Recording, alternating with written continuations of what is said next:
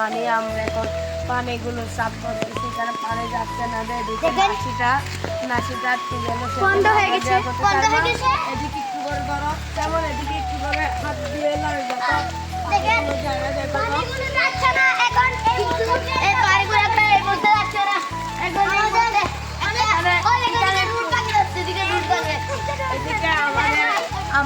আমাদের রুটের ইট ভাঙে যাচ্ছে,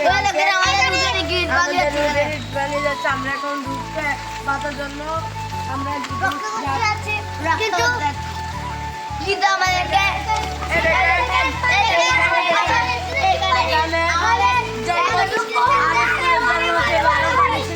এখানে এখন কমছে একটু পানি, আমরা এদিকে গিয়ে ঠিক করছি, সেজন্য পানি জাম হয়ে গেছে।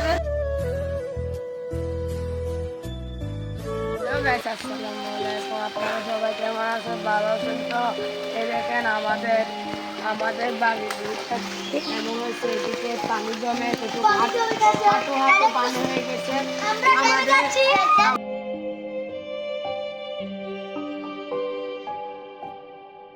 নাম সাইমন, ওরা ছোটরা মিলে সবাই সাথে